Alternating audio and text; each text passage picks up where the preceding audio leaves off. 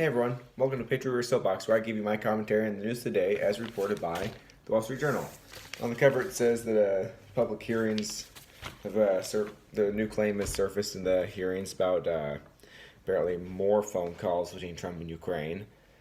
So this week the impeachment hearings finally went public, which doesn't really change a whole lot given that Republicans still can't call the witnesses they want to testify, which is odd because technically, in court cases like this, you have the both the prosecution and the defense have the right to call whatever witnesses they want, and the defense counsel is allowed in.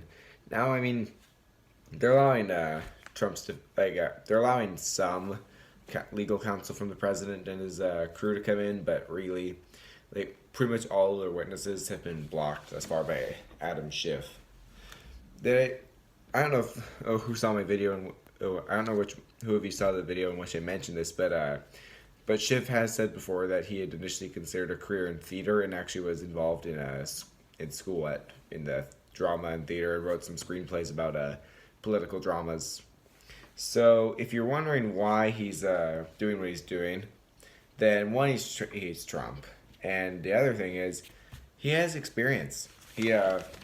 He did theater. He wrote books about this very thing. So maybe instead of going for a screenplay, he's settling for doing it in real life. All right. Oh, and President Trump is trying to move his official residence from Trump Tower in New York City to Mar-a-Lago in Florida to escape taxes, because Florida, along with Texas, Nevada, and 6 other states, have no income tax, and they have much looser regulations. So Trump, like the stereotype New Yorker, he's as New York as New York can get. He's trying to ditch his residence there. No, he's gonna keep the tower, but you know what I mean. His primary residence for tax purposes is gonna be in Florida, and New York's actually trying to keep him blocked in Florida. Yeah. One, they want to subpoena his tax records and all that stuff because, they hate Trump too.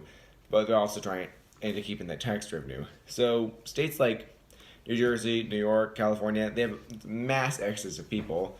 And they're effectively trying to imprison rich people in the state to make them pay taxes. Which I think is messed up and illegal and just all kinds of wrong. So I hope Trump sues them. Really, I hope Trump sues the entire state of New York and New York City, because they're really trying to keep all the tax revenue. I mean, they admitted as such that they want his taxes. So, yeah, I don't think Trump's gonna be moving out officially anytime soon. There's one article entitled "Outside the Hearing Room, It's a Carnival." There's a whole bunch of in today's political circus, and whenever there's public hearings and stuff like that, there's stuff whenever big bills are passed, when during the Kavanaugh hearings, there's a whole bunch of drama, people burst into courtrooms screaming. Now there's a bunch of stuff from drag queens to therapy dogs coming into the public hearing room. I mean, as much as I thought it was bad for closed door hearings to be taking place, because that makes it seem like a coup, not an impeachment. After reading this, I'm thinking maybe we should go back to the closed door style. Maybe have a compromise. Closed to the public, but Republicans and Democrats are both allowed in to testify and and they can both call as many witnesses they want, etc. And then they can both leak the news they want to the press. Because really letting everyone in to disrupt it like that, or just make it a circus, even if they don't disrupt, is, I think, silly. And then there's a study done recently that shows that first of all, gun laws are not effective, which we all knew that already, because as in most mass shootings, this study goes back to say shootings all the way back to the 70s. Most of almost half were illegally purchased. So gun laws probably wouldn't stop those shootings. And the most common site of mass shootings are the workplace. Actually, actually schools are pretty far down the list. The most common place to be for mass shooting to occur is a workplace or a restaurant slash bar slash club. So yeah, that's and as far as like who's shooting them up, it's usually insiders. Like at the workplace, it's people who work there. At schools, it's students. So the study casts doubt on the fact that one, gun laws will change anything, and two, that security measures will help because they'll stop people from gaining from outside to shoot at the school, but there's people there. There's people that work there that might not be subject to as much scrutiny. So yeah, that's just more signs that gun laws are dumb because they don't do anything and they just punish law-abiding officials or law-abiding citizens. There are a lot of good op-eds today. Like usually, I usually find like about half the op-eds are okay. Like maybe 2/3. All of them are pretty good today. There's more on how Adam Schiff is crazy with his nonsense. It says like starts with saying Nancy Pelosi is right the first time. The Democrats shouldn't have started impeachment because she was resistant to it for a while because of the potentially negative political fallout. Then she caved to her party's ultra left wing, and now we have a circus that's consuming Congress. And then another one says that Democrats didn't care when Obama opposed military aid to the Ukraine, and now apparently it's impeachable. Like President Trump actually has been doing more for Ukraine, despite what the Democrats have said, than Obama did. Russia flat out invaded Ukraine in 2014. Obama did nothing. Nothing. He declared a national emergency and didn't do anything about it. Trump, however, has sent them all kinds of missiles and stuff and guns and tanks and trucks and whatnot so that they can take on the Russians should they try to attack again. And get this, Obama when even the aid he did give, like the non-military stuff, like food aid and whatnot, he sent it to Poland and had trucks carry it to Ukraine. Why? Because he didn't want to because God forbid he offend the Russians by having American C-130s land Ukraine. What? That'd be that would be like sending in saying U.S. during World War II, helping out the French resistance by sending aid to Britain and having it shipped across the sea to France to not offend the Nazis. Or, the idea of using a proxy because you don't want to offend your enemy is ridiculous. I mean, they're already enemies. What more offense could you do? Right?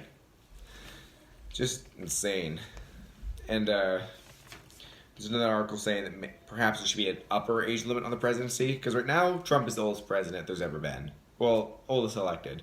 If he's re-elected in 2020, then which I think he will, then he'll be the oldest re-elected because the last guy he beat was Reagan because Reagan's records were 69, oldest elected at 69, oldest re-elected at 73. Trump was elected at 70. He'll be 74 in 2020 when he's re-elected. However, right now, in 2021, it's if someone else beats Trump and when they're inaugurated, Warren will be 71, Biden would be 78, Bloomberg would be 78, and Sanders would be 79. So that's a bit old. Even Jimmy Carter said that he's 95 now. He says that if he couldn't handle the responsibility of being president at age 80. So yeah, there's other presidents who have said no, and even in this article saying that also that Joe Biden or Michael Bloomberg, they'd be older at the end of their terms than Richard Nixon was when he died. That's crazy. And and Bernie Sanders gets a heart attack. Joe Biden, Joe Biden's been famous for gaffes as long as he's been in politics, which is most of his life. But let's be real, he's kind of stepped up on more and more gaffes as he's gotten older. So perhaps he's declining in political skill. So yeah, I don't think it's a good idea to have Bernie Sanders be president for a lot of reasons. One of them being, what if he gets a heart attack? It's not gonna look good for us. This is rich right here. Bernie Sanders, the guy who wants to confiscate all your money to fund his programs, right? Instead of thinking you're smart enough to do what you want with your money. Get this. He was asked at a rally Sunday in Iowa whether or not he supports mandatory buybacks for AR-15s and AK-47s. He says that, and I quote, "A mandatory buyback is essentially confiscation, which I think is unconstitutional. It means I'm going to walk into your house and take something whether you like it or not. I don't think that stands up to constitutional scrutiny." Bernie Sanders, advocating against government confiscation. The guy who wants a wealth tax, which, as I said before, or the other day, it's the idea of a wealth tax would mean property confiscation because most people aren't like Scrooge McDuck having giant piles of cash lying around. Most of their wealth is illiquid assets like houses, businesses, property, that kind of thing. So yeah, this says, "Say it with us, Bernie. An 8% annual wealth tax is essentially confiscation, which I think is unconstitutional."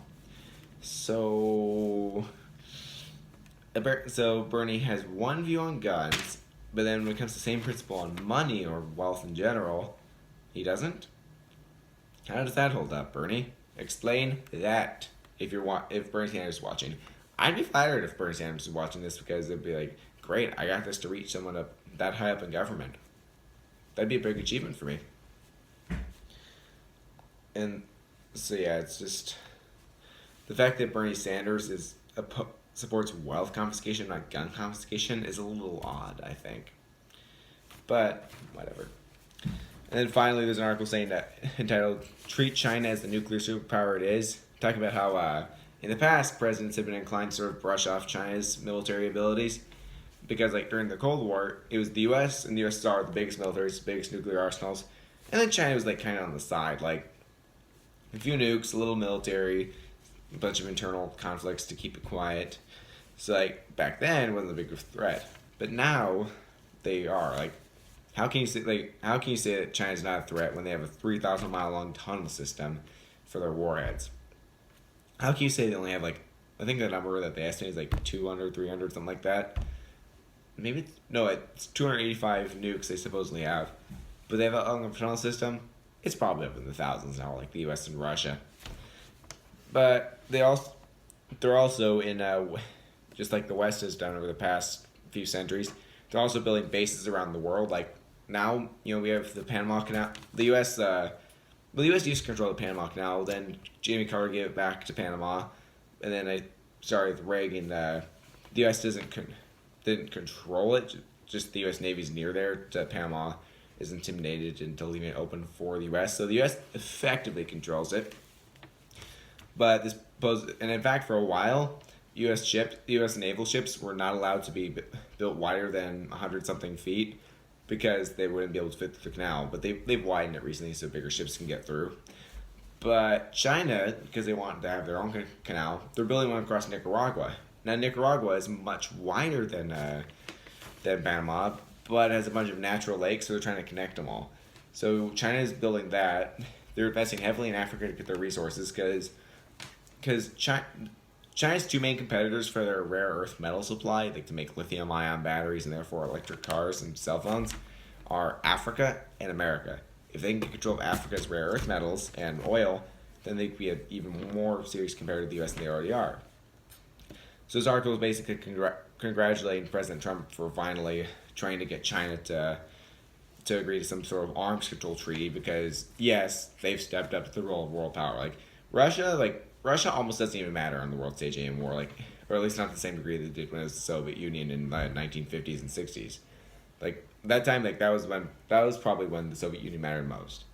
Now, it's China. It's America and China. They're competing for dominance. So if we're trying to get anyone to arms control treaty, it should be the Chinese. Alright, that's all I got for you on Pitcher or Soapbox this time. Don't forget to like and subscribe for more great daily content.